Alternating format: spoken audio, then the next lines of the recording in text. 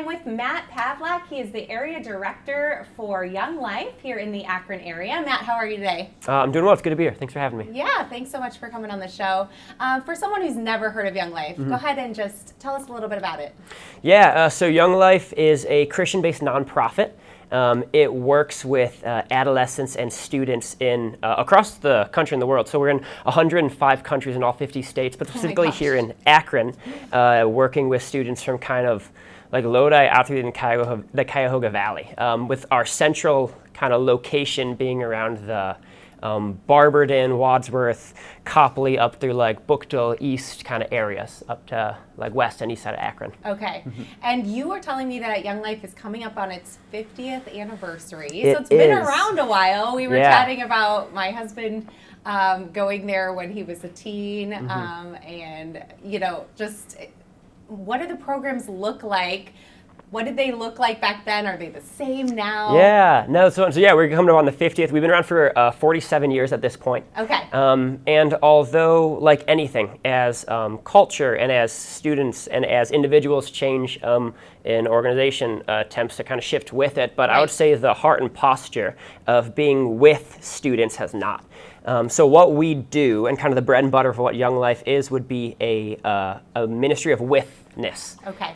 So still the core of it being like the programs we run being in the houses of students that invite us to host alongside. It would be in and with high schools, in and with communities. And although we do run stuff like camps in the summer, running ones for like different delineations of students, whether it be like working with kids in the city, kids in the suburbs. We have a ministry called Capernaum, which is for kids with special needs and disabilities, which has been really, really sweet. And just being able to walk alongside students of all demographics, of all cultures, of all postures and places. Yeah. And I'd say the heart of it has not changed at all, which is the incarnation or the trying to be, being with students, the example of Christ where they are. That's beautiful. Which is really, really fun.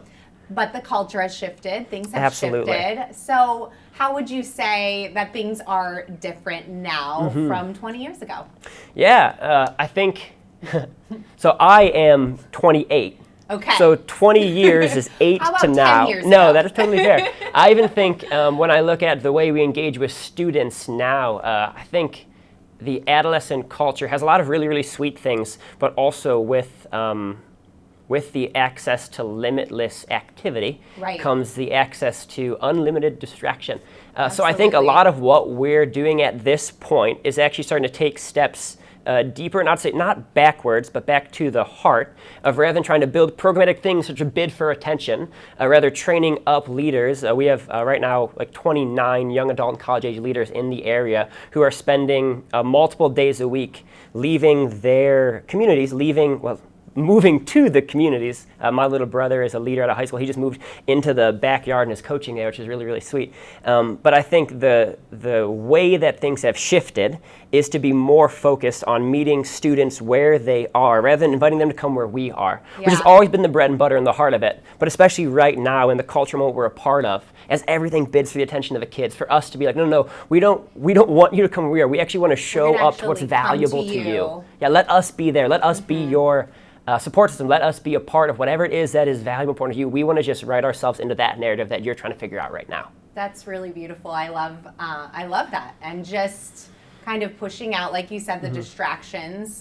Social media is such a huge part of that. Sure. And truly, face to face being with the students. So that's really beautiful work that you're doing.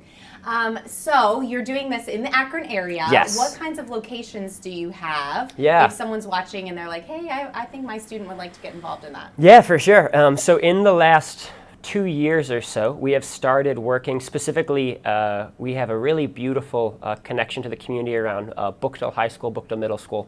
There are some really solid churches we started partnering with, Garden City, as well as Citizens Chapel. We just have office. We've moved into the Vincent House, which is a partnership with Citizens too. So I'd say working with the ministers of the gospel already working in the city. I'd say a city side, those are places we are. Super School, which is over on the east side, school specifically for kids with special needs and disabilities. And then as we started venturing out west, we have ministries in Firestone. As we go even further, I think of like Copley to Wadsworth, even to Highland, we have a pretty broad swath. But what's been going on in the immediate is we have been pouring a ton of time, energy, and effort to be in the like Firestone West, as well as walking towards Bookdale and even into like East. Had some conversations with communities around Miller South, just with people really excited to explicitly care for kids where they are. Yeah, I have a student at Miller South. So fun. We love School is that amazing. School is amazing. And The kids she'll are also probably end so up at talented. Firestone. So yeah, they are Oh my super gosh. talented, really amazing kids. So specific to like if someone is wondering what they're going to get when they walk into a Young Life program. Yeah. What are they going to get? Is it different for these different communities, or is it the same kind of program everywhere? Yeah, I would say in the same way that you'll have students at Medina, at Wadsworth, at Bookdale, at Super are all going to be different students with different desires. I would say that you're going to get a foundational similarity with differing executions. Okay. So we try to raise up leaders in the community, leaders that know the culture, know the school. Culture, yeah. So how we put on, if the students are yearning to be together, try to put on an event for kids, how we do it. I lead and I live in Wadsworth. I'm a track coach there. How I do things in Wadsworth will look so much different than how I have a leader first named Sam Smith that's been there for years, and he's fantastic, and how he cares for the students there, it's going to be so different.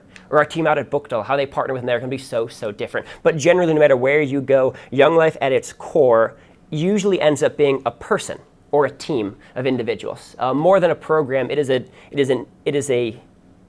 person. It's a caring adult that has been committed. I love that. So it's about meeting the kids where they are and their needs, and those adults coming alongside them. Absolutely. And being with them. At the heart, that is all we're about. Great. Is raising adults to care for kids.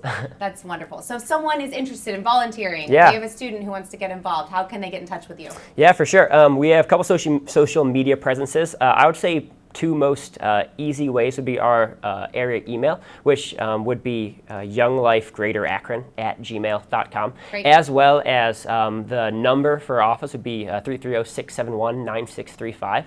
So if there's interest in connecting me, like, hey, I want to know more, I want to understand, or even, man, my heart breaks for the plight of adolescents in this culture, and what can I do to partner with, come alongside, or even be integrated into the lives of these kids? I would say those are the two easiest ways, but any of our social media accounts, which would all be Young Life Greater Akron, at wherever you find that platform is going to be the best way to get a hold of us. I love that. All right. Well, thank you so much. Thank you so much for having me. Glad you could come on the show today. It's been great. All right. Appreciate you guys as well watching Good Morning Akron. Make sure you stay tuned. We've got more great stuff coming up next.